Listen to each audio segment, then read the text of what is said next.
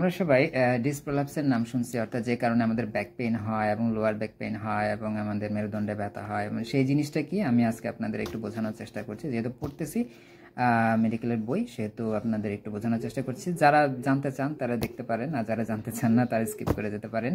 চলেন শুরু করি। আচ্ছা দেখেন, আমি আপনাদের দেখাই। সেটা হচ্ছে আমাদের অনেকে ডিস্ক প্রলাপসের নামটা শুনছি, যে আমাদের ব্যাক পেইন হয়, ঘাড়ে ব্যথা হয়, কোমরে ব্যথা হয়। তো আমি তো বই পড়তেছিলাম, তো আপনাদের আমি জিনিসটা পড়ে শোনাই, জিনিসটা একটু বুঝাই, তাহলে আপনারা হয়তো বুঝতে পারবেন যে এই জিনিসটা আসলে কি। দেখেন, এখানে অসিফিকেশন আছে, অর্থাৎ মানুষের যে মেরুদণ্ডে যে কশেরুকাগুলো আছে, সেই কশেরুকাগুলা কখন পূর্ণতা প্রায়, এখানে অনেক কিছু আছে, এগুলো আপনাদের জানা দরকার নেই। তো আমি আপনাদের জিনিসটা দেখা একটু পড়ে শোনাই, তাহলে বুঝবেন। দেখেন এখানে কি লেখা আছে।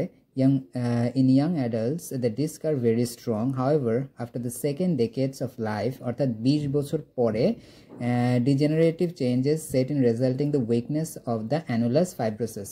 এখন annulus fibrosisটা কি জিনিস? annulus fibrosisটা হচ্ছে, আপনাদের যদি আমি দেখাই, এখানে একটা গোল চাকতির মতো অংশ থাকে এবং এখানে একটা লিকুইডের মতো থাকে। হ্যাঁ, এই লিকুইডটার তারা একটা নাম দিছে।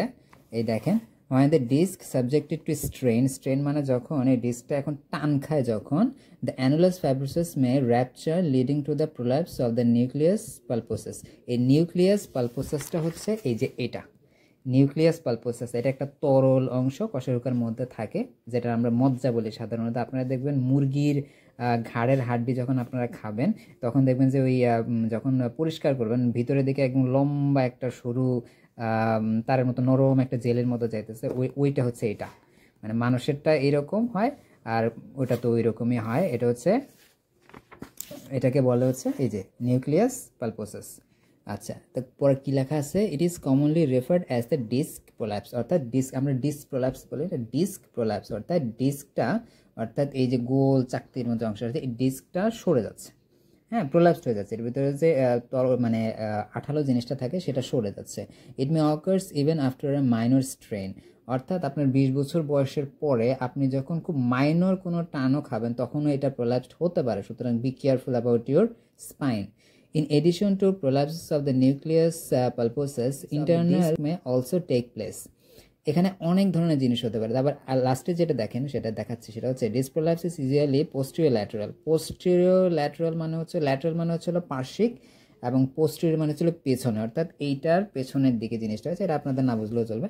The prolapsed nucleus pulposus process upon the adjacent nerve roots and give rise to pain that triradiates along the distribution of the nerve. Such pain along the course of the sciatic nerve is called sciatica। এই যে দেখেন sciatica দেখ দিয়ে রাখছি, এটাকে বলে sciatica। আপনাদের আমি নার্ভটা দেখাই কেন ব্যথাটা হয়। সেটা হচ্ছে, যখন আমাদের মেরুদণ্ডের এই জিনিসটা দুর্বল হয়ে যায়, যে সাইডের যে আমরা যেটারে বলছি আপনার অ্যানুলাস ফাইব্রোসাস, অ্যানুলাস ফাইব্রোসাসে যখন প্রবলেমটা হয় স্ট্রেনের কারণে, টানের কারণে, তখন এই তরল অংশটা, এই যে দেখেন স্পাইনাল নার্ভ আছে, এখানে একটা নার্ভ আছে, স্পাইনাল নার্ভের মধ্যে এই তরলটা যখন মানে সাইড চেঞ্জ করে, অর্থাৎ এই জায়গাটা দুর্বল হওয়ার কারণে যখন এটা সরে যায়, তখন এই নার্ভের মধ্যে প্রচণ্ড পরিমাণের মানে চাপ পড়ার কারণে পেইন হয়, এবং সেটার কারণে আমাদের অনেক ধরনের সমস্যা হতে পারে।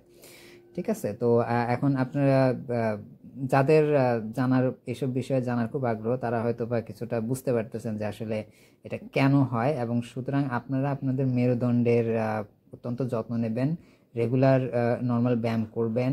হ্যাঁ, আপনারা অবশ্যই কোনো ধরনের আঘাত থেকে যাতে রক্ষা পায় সেভাবে চলাফেরা করবেন।